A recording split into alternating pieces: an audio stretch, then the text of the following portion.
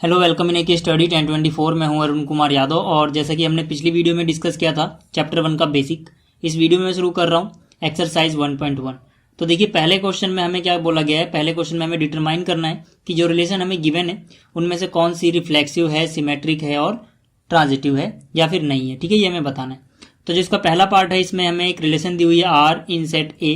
ठीक है, ए में क्या क्या आता है 1 2 3 4 5 अप टू 14। ठीक है, और जो इसकी डेफिनेशन है वो डिफाइंड है R is equal to x comma y such that 3x minus y is equal to 0। तो यहाँ पे देखिए, इन सेट ए का मतलब जैसे कि मैंने पिछली वीडियो में बताया था, इन सेट ए का मतलब होता है जो रिलेशन है वो फ्रॉम ए टू ए है। ठीक है ना, तो जो रिलेशन होगी वो एक सबसेट होगा ए क्रॉस ए का। और जो इसकी डेफिनेशन है वो है 3x minus y is equal to 0। तो यहाँ से अगर हम y की वैल्यू निकालें तो हमें मिल जाएगा y is equal to 3x। अब हमें क्या करना है, x की वैल्यू पुट करती जानी है और हमें y की वैल्यू मिलती जाएगी। तो यहाँ पे सबसे छोटी वैल्यू कौन सी है जो x की हम पुट कर सकते हैं 1। तो यहाँ पे जब आप 1 पुट करोगे x की जगह तो 3 इंटू 1 यानी कि y 3 मिल जाएगा। तो 1,3 हो गया। इसी तरह से जब 2 पुट करोगे 2,6 मिल जाएगा। 3 पुट करोगे 3,9 मिलेगा। 4 पुट करोगे, ठीक है, तो 4,12 मिल जाएगा। जैसे ही आप यहाँ पे 5 पुट करोगे, ठीक है, 5 आप पुट कर सकते हो x की जगह, तो आपको मिलेगा 15। लेकिन x की जगह 5 तो पुट कर सकते हैं, लेकिन y जो 15 है, ठीक है, वो यहाँ पे नहीं आता। ठीक है ना, इसलिए हम x बराबर 5 भी पुट नहीं करेंगे क्योंकि 15 इससे बाहर चला गया। तो हमारी जो रिलेशन है उसके अंदर इतना ही आएगा। अब देखिए, जैसे कि मैंने पिछली वीडियो में आपको बताया था रिफ्लेक्सिव, सिमेट्रिक एंड ट्रांजिटिव। ठीक है ना, तो यहाँ पे अगर आपको याद नहीं है तो आप यहाँ पे देख सकते हो। देखिए, कोई भी रिलेशन आर है जो सेट ए में डिफाइंड है वो रिफ्लेक्सिव होगी अगर ए कोमा ए बिलोंग करता है रिलेशन को for all a belongs to A. मतलब कोई भी एलिमेंट अगर है जो सेट में बिलोंग कर रहा है ए, तो उसका जो डबलेट होना चाहिए वो रिलेशन में बिलोंग करना चाहिए। अगर आपको किसी बात को गलत प्रूफ करना है, याद रखिए आप, एक रूल होता है, अगर हमें किसी बात को गलत प्रूफ करना है तो हमें एक एग्जाम्पल काफी होता है, ठीक है, उसको गलत प्रूफ करने के लिए। लेकिन अगर हमें किसी बात को सही प्रूफ करना होता है तो वो सारे केस प्रूफ करने होते हैं सही के लिए। तो यहाँ पे देखिए, अगर हम एक केस ऐसा ढूंढ पाए जो इस बात को गलत साबित कर देता है कि इसमें, इस रिलेशन में ऐसा नहीं है, तो हम बोल देंगे कि ये रिफ्लेक्सिव नहीं है। ठीक है ना, तो आप कोई भी एग्जाम्पल ले लो। जैसे कि देखिए, जो 1 है वो सेट ए में तो बिलोंग करता है, लेकिन 1,1 जो है वो रिलेशन में नहीं आता। आप देख सकते हो 1,1 नहीं है। तो बस ये एक बात ही काफी है इसको ये प्रूव करने के लिए कि जो रिलेशन है वो रिफ्लेक्सिव नहीं होगी। ठीक है ना, तो यहाँ पे देखिए, अब दूसरी बात करते हैं सिमेट्रिसिटी की।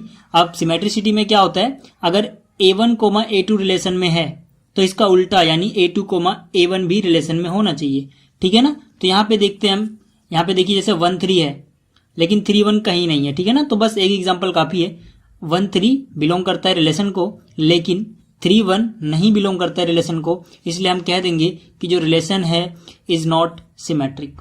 चलिए अब बात करते हैं ट्रांजिटिविटी की। देखिए, कोई भी रिलेशन आर जो है वो ट्रांजिटिव होगी अगर A1, A2 बिलोंग करते हैं रिलेशन को और A2, A3 भी बिलोंग करते हैं रिलेशन को।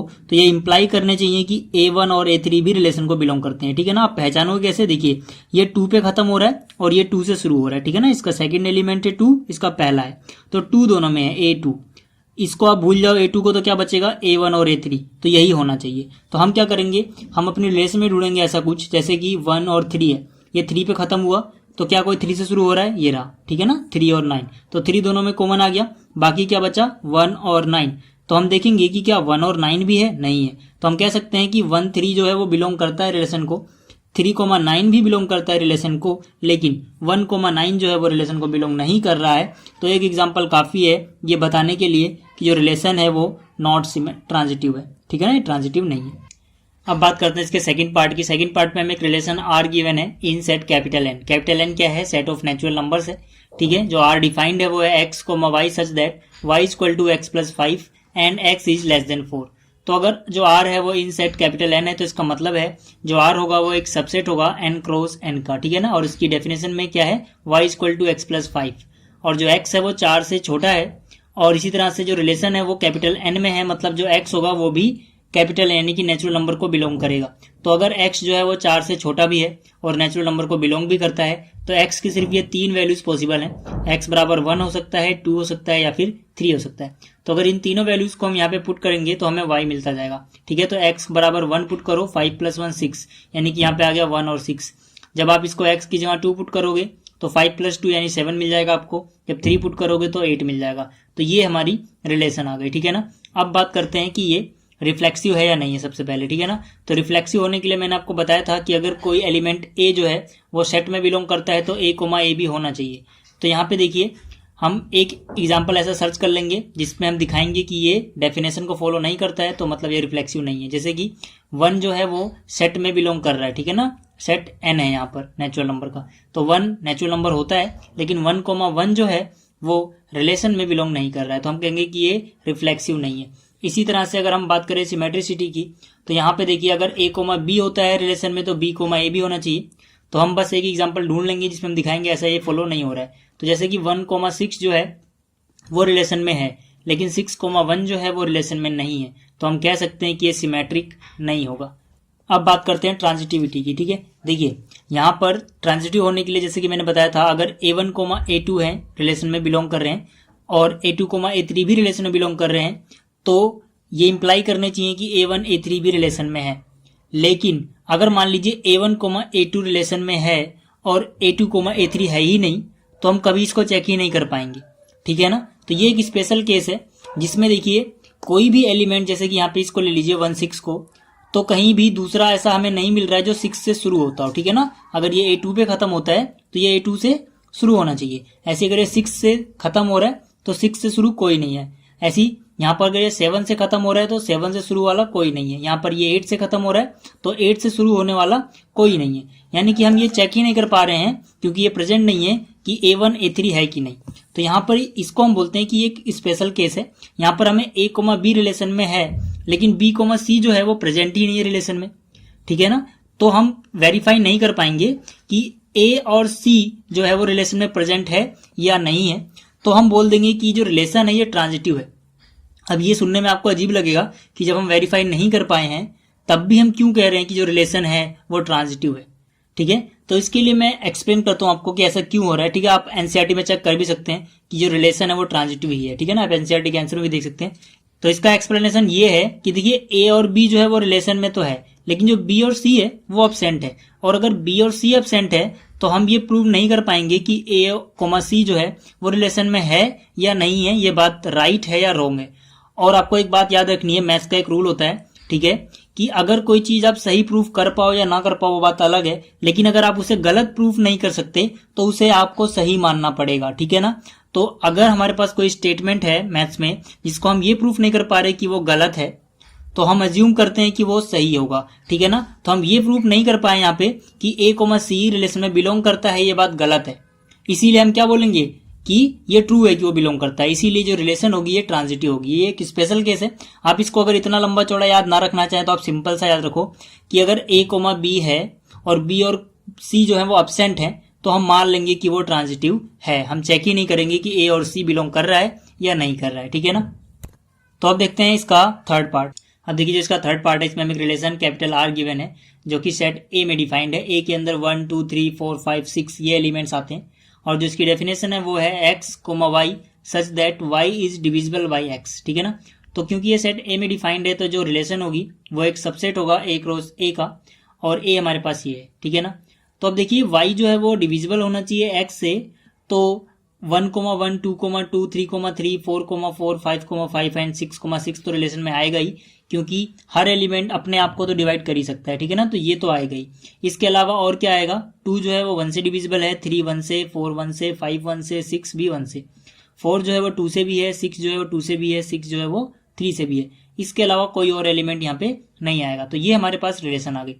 अब बात करते हैं कि ये रिफ्लेक्सिव है या नहीं है, ठीक है ना। तो देखिए क्योंकि 1, 2, 3, 4, 5, 6 ये सारे एलिमेंट्स हैं जो ए में हैं, और इसी तरह से 1 के लिए 1, 1, 2 के लिए 2, 2, 3 के लिए 3, 3, 4 के लिए 4, 4, 5 के लिए 5, 5 और 6 के लिए 6, 6 बिलोंग करते हैं रिलेशन में। तो हम कह सकते हैं कि अगर कोई भी ए जो सेट ए में बिलोंग कर रहा है उसके लिए ए जो है वो रिलेशन में मौजूद है यानी बिलोंग करता है, तो हम कहेंगे कि जो रिलेशन है वो एक रिफ्लेक्सिव रिलेशन है, ठीक है ना। और ये बिलोंग क्यों करता है, क्योंकि हर एलिमेंट जो ए है वो अपने आप को तो डिवाइड कर ही पा रहा है, ठीक है ना।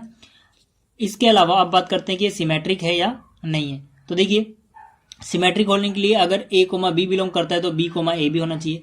आप आसानी से यहाँ पे देख सकते हो 1, 3 जो है वो रिलेशन में है, लेकिन 3, 1 जो है वो रिलेशन में नहीं है। ठीक है, और गलत प्रूफ करने के लिए सिर्फ एक एग्जाम्पल ही काफ़ी होता है, तो हमें एक एग्जाम्पल मिल गया तो हम ये बोल देंगे कि जो रिलेशन है ये सिमेट्रिक नहीं है। अब बात करते हैं कि इसके ट्रांजिटिव होने की, ये ट्रांजिटिव है या नहीं है। ठीक है, ट्रांजिटिव होने के लिए आप चाहो तो एक एक करके इसमें सर्च कर लो। ठीक है ना, कि जैसे कि यहाँ पे 1 1 है तो यहाँ ये 1 से खत्म हुआ है तो ये 1 से शुरू हो रहा है। ठीक है ना, तो ये 1,2 होना चाहिए। देखिए 1,2 है। इसी तरह से ये 2 2 है, ये 2 पे खत्म हो रहा है। 2 से शुरू कौन हो रहा है, ये, जैसे कि ये 2 से शुरू हो रहा है तो यहाँ पे देखिए 2 2 सेम हो गया तो ये 2,4 भी है। इसी तरह से आप जितने भी चेक करोगे, अगर आपको A, B और B, C मिल रहे हैं तो आपको A, C भी रिलेशन में मिलेगा। तो ये रिलेशन जो है ये ट्रांजिटिव होगी। लेकिन ये तरीका जो हम एक एक करके चेक कर रहे हैं, स्टैंडर्ड तरीका नहीं है, क्योंकि हमें अगर सही प्रूफ करना है तो सारे केस सही प्रूफ करने। ठीक है, तो इसको आप एक दूसरे मेथड से भी कर सकते हो। ठीक है, आप ऐसे भी लिखोगे तो आपको नंबर मिलेंगे। ठीक है, पर जो इसका जनरल मेथड है जो हर क्वेश्चन में हो जाएगा, क्योंकि ये तरीका तो सिर्फ फाइनाइट सेट में ही होगा। ठीक है ना, अगर आपको सेट इनफाइनाइट दिया हुआ है तब आप क्या करोगे, तब देखिए एक दूसरा मेथड है जो आप ध्यान से समझना जरा। मान लीजिए अगर हमारे पास A, B है जो रिलेशन में बिलोंग करता है और B, C है जो रिलेशन में बिलोंग करता है। ठीक है, अगर ये है तो हमें अब प्रूव करना है कि A, C भी करेगा। लेकिन उससे पहले अगर A, B रिलेशन में बिलोंग करता है तो इसका मतलब क्या है, ये तभी बिलोंग करेगा डेफिनेशन के हिसाब से जब जो B है वो A से डिविजिबल रहा होगा। तो हम कह सकते हैं कि जो B है वो डिविजिबल है बाई A। ठीक है, अगर ये डिविजिबल है तो इसको हम लिख सकते हैं B को B = N1A। ठीक है, अगर देखिए जो B था वो डिविजिबल था A से तो इसको हमने N1A क्यों लिखा। ठीक है, मैं आपको एक एग्जांपल बताता हूँ। जैसे मान लीजिए अगर आप कहते हो कि जो 8 है ये 2 से डिवाइड हो जाता है। ठीक है, 8 जो है वो 2 से डिविजिबल है, तो सिंपल सी बात है, इसका मतलब है कि जो 8 है उसको हम 2 × में N1 लिख सकते हैं। N1 क्या है, कोई नंबर, जैसे कि 2 × 4 कितना होता है, 8 होता है, तो यानी कि N1 की वैल्यू कितनी आ गई, 4। ठीक है, तो मतलब हम 2 का टेबल 4 बार पढ़ रहे हैं, हमें 8 मिल रहा है, तो हम कह सकते हैं कि जो 8 है वो 2 से डिविजिबल है। ठीक है ना, N1 क्या है, कोई नेचुरल नंबर।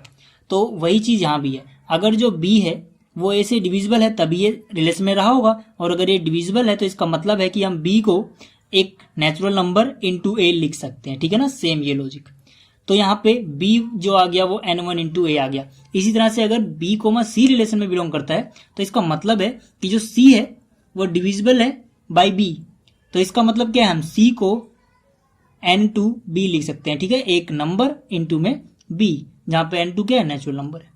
आपको ये लॉजिक समझ में आ गया होगा। अब देखिए यहां से जो C की वैल्यू आई ना, N2 × B, ये मैंने यहाँ पे लिख दी, और C की जगह C, N2 की जगह N2, और जो B की वैल्यू यहाँ पे आपको मिली है N1 × A, ये मैंने B की जगह पुट कर दी। ठीक है ना, तो यहाँ से देखिए N2 × N1 आ गया, × में A आ गया। अब देखिए क्योंकि जो N1 है ये भी कोई नेचुरल नंबर है, N2 भी कोई नेचुरल नंबर है, तो N1 N2 जो होगा यानी कि इनका मल्टीप्लीकेशन वो भी एक नेचुरल नंबर होगा। मान लेते हैं कोई नंबर N3 है वो, यानी जब C है उसको लिख सकते हैं N3 × A। ठीक है ना, अब N3 भी कोई नंबर है, तो इसका मतलब आप A का टेबल N3 बार पढ़ रहे हो तो आपको C मिल रहा है। तो इसका क्या मतलब निकला, इसका यही तो मतलब है कि जो C है वो A से डिवाइड हो जाता है, क्योंकि A का पहाड़ा N3 बार पढ़ने पे आपको C मिलता है। तो हम कह सकते हैं कि A, C जो है वो रिलेशन में बिलोंग करता है। ठीक है ना, तो जो रिलेशन है वो ट्रांजिटिव है, क्योंकि A, B, B, C से आपको A, C मिल रहा है, तो जो रिलेशन है वो ट्रांजिटिव है। बाकी ये तरीका एक जनरल तरीका है, इससे आप कोई भी क्वेश्चन कर सकते हो। अगर आप इससे करते हो तो आपको एक एक करके सर्च करना पड़ता है। ठीक है ना, तो आपको जो अच्छा लगे आप उससे कर लेना। तो इस वीडियो में इतना ही। अगर आपको ये वीडियो अच्छी लगी है तो इसको लाइक करें, शेयर करें एंड इस चैनल को सब्सक्राइब करें। मुझे कमेंट में जरूर बताएं कि आपको ये वीडियो कैसी लगी है। मिलते हैं फिर अगली वीडियो में, तब तक के लिए गुड बाय।